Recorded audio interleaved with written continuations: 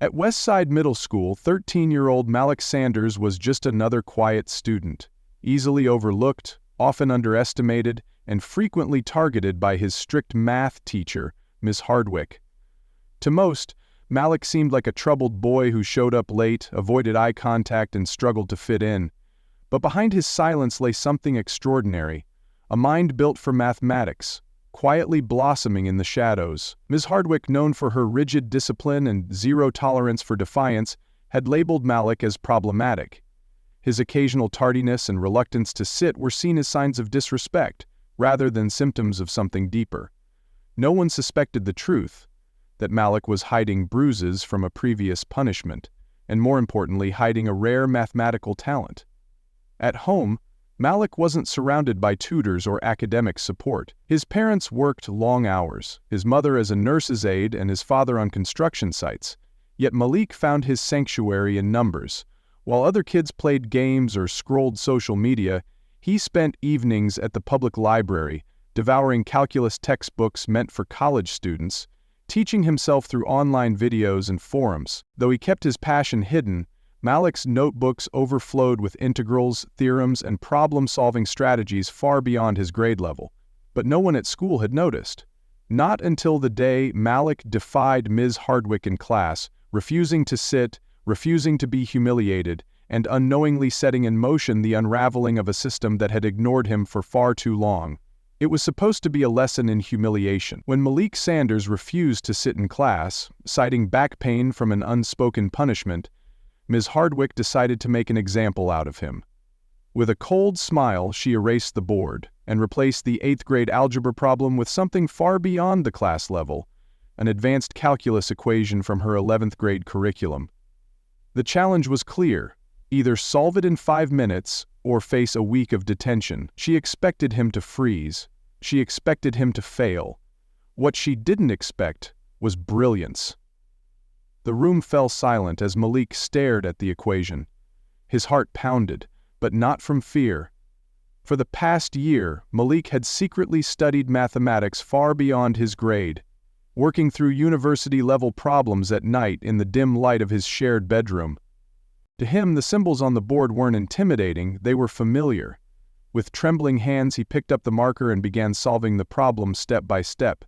Laughter turned into whispers, then silence. His classmates watched in awe as Malik filled the board with elegant substitutions, precise integration, and a final boxed answer. Miss Hardwick's smugness melted into disbelief. Unable to accept what she saw, she accused Malik of cheating, erased his work, and tore up his paper. But the damage had already been done, not to Malik's reputation, but to hers. That moment, meant to shame him, became the first spark of a truth no one could deny. Malik Sanders wasn't a problem, he was a prodigy. Malik Sanders had done the impossible. He solved a calculus problem meant to humiliate him in front of his peers, calmly, methodically, and with stunning accuracy. But instead of receiving praise, he was met with scorn. Ms. Hardwick, her pride wounded and her authority threatened, accused him of cheating. "Where did you copy this from?" she snapped, disbelief etched across her face. Malik tried to explain, his voice steady yet soft. "I didn't copy. I just solved it." But his calm logic only seemed to enrage her further. She erased his work from the board with a vengeance, as if the truth itself offended her. Then she tore his written solution in half and sent him to the principal's office for academic dishonesty and insubordination. Sitting on the hard bench outside the office, Malik felt a strange emptiness. He had poured months of secret study into his self-taught knowledge, sacrificing sleep, hiding textbooks, chasing equations not for attention but for understanding. Now, when he finally revealed what he could do, he was punished for it. Inside the office, Ms. Hardwick painted Malik as a disruptive, dishonest student. The principal listened carefully, but leaned toward believing her. After all, she had decades of experience. Malik's quiet protest seemed small against her polished authority.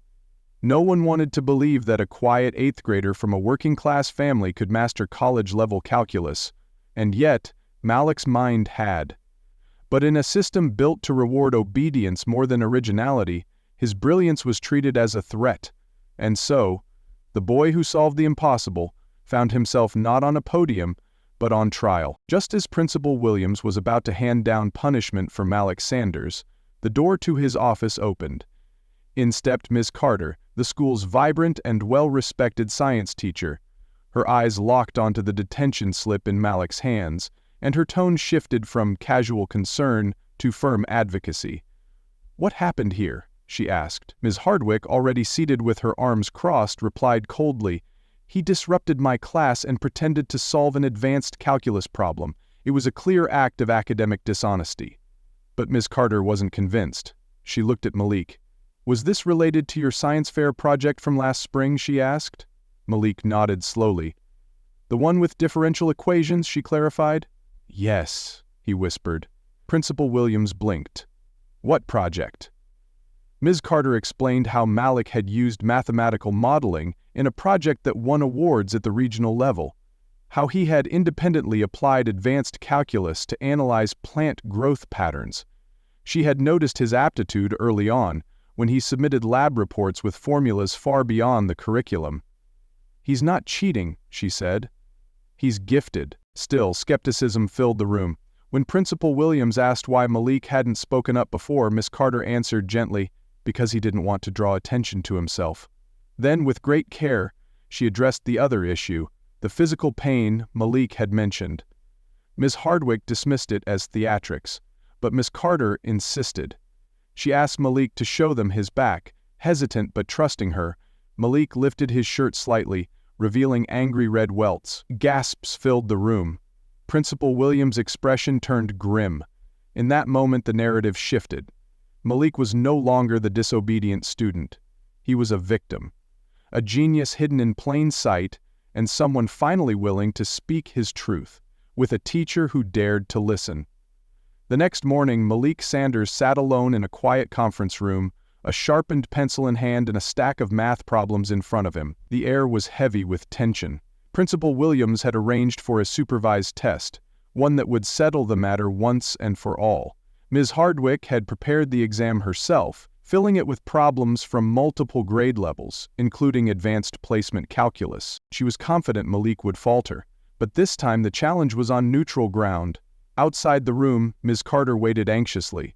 Inside, Principal Williams observed silently. The test began. The first page, basic algebra, was completed in minutes. Then came trigonometry, pre-calculus, and finally, complex integrals and derivatives. With each turn of the page, Malik's confidence grew. These weren't foreign obstacles. They were familiar puzzles he had trained for in countless quiet hours at the library and at home under dim light. He didn't just solve the problems, he offered multiple approaches, each neatly written and fully explained. Less than 40 minutes later, Malik looked up and asked for more paper. Principal Williams, stunned, left the room to get it. Outside, Ms. Hardwick scoffed, "Is probably scribbling nonsense." But when Principal Williams returned and glanced over Malik's work, his expression shifted from doubt to quiet awe. By the time Malik finished, he had completed the entire exam and gone beyond, adding alternative methods to several problems. The boy who had been labeled a liar was now standing in truth, his work unerasable, undeniable. The test wasn't just about numbers, it was about justice. And Malik Sanders, in his calm and humble brilliance, had finally proven what no accusation could erase. He was the real thing. Later that afternoon, the results of Malik Sanders' exam were laid out across Principal Williams' desk. Both Miss Carter and Ms. Hardwick had reviewed the answers separately. Ms. Carter's assessment was clear. His work is not only correct, but conceptually advanced. His reasoning is elegant, and his solutions show deep understanding. Ms. Hardwick, however, remained skeptical. "It's technically accurate," she admitted grudgingly, "but no 8th grader could do this without help. He was coached." Before the debate could escalate, a knock at the office door introduced a new presence. Dr. James Roberts, a mathematics professor from the local university. Malik's face lit up. Dr. Roberts explained that he had been mentoring Malik privately for 6 months after discovering the boy working through calculus problems at a community center. Reviewing the test, Dr. Roberts smiled. "This is Malik's work. I recognize his style, his logic. Problem 17, for instance, his approach is uniquely his." He looked at Principal Williams. His mathematical thinking is already on par with a second-year university student. Miss Hardwick sat in stunned silence. The room was quiet, save for the weight of truth settling in. Principal Williams stood and addressed Malik with gravity. "You were right. You did solve the problem, and we failed to see your brilliance." For Malik, those words were more than validation, they were liberation. In that moment it became clear to everyone. Malik hadn't cheated, he hadn't memorized answers. He had simply done what no one expected of him. He'd excelled beyond the limitations others had imposed. The consequences came swiftly, with the test results confirmed and Dr. Roberts' testimony leaving no room for doubt. Principal Williams took decisive action. A formal investigation into Ms. Hardwick's conduct was launched immediately, not only for the false accusations against Malik Sanders, but more alarmingly, for the physical marks found on his back. Within days, the school board convened in a closed-door meeting. Community outrage was growing as whispers of the incident spread beyond the school walls. Parents, teachers, and students demanded accountability. For years, Ms. Hardwick had ruled her classroom with fear, her authority unquestioned. But Malik's case cracked that illusion wide open. When the board released their decision, it was clear Ms. Hardwick was terminated from her position, effective immediately, and her teaching license would be subject to review by the state board. The school district issued an official apology to Malik and his family, acknowledging both the harm done and the systemic failure to protect and recognize gifted students. Ms. Hardwick, once seen as a model educator, now sat alone in her apartment, reading the termination letter with trembling hands. Her carefully constructed legacy had crumbled, not because of one student, but because she chose to suppress brilliance rather than nurture it. Meanwhile, Malik walked the halls of Westside Middle School not as a troublemaker, but as a symbol of quiet strength and potential long ignored.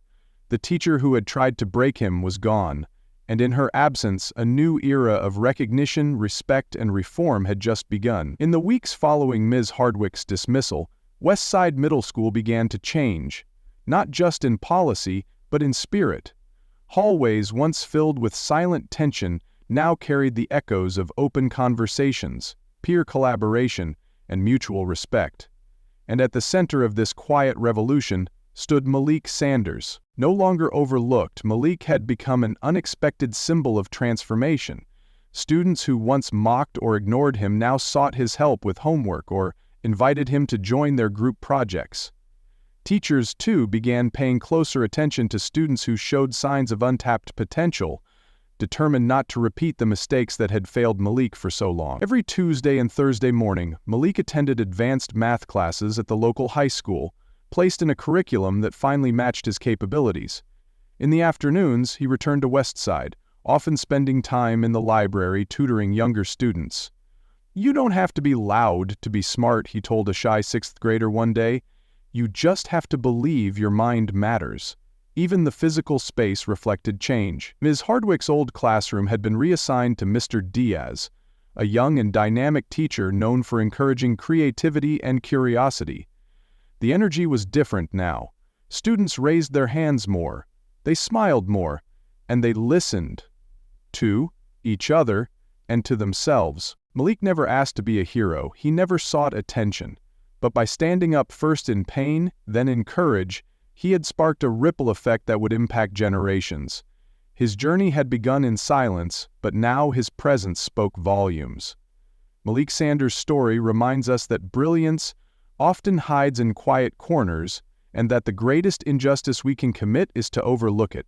In a world where loud voices often dominate, it's easy to miss the quiet child, the reluctant student, the misunderstood soul. But Malik teaches us that every person, no matter how unassuming, carries a light within them that deserves to be seen and nurtured. For older generations who've witnessed both the weight of tradition and the winds of change, this story offers a timeless lesson. Authority must always be balanced with empathy. When we stop listening, truly listening, we risk silencing the very voices that carry the potential to reshape our world for the better. Whether you're a parent, grandparent, educator, or simply someone who has walked a long road, remember that kindness, curiosity, and patience are powerful tools. The way we treat the most vulnerable among us reveals the soul of our communities. Sometimes, It takes one child to remind an entire system what fairness, courage, and true education really mean.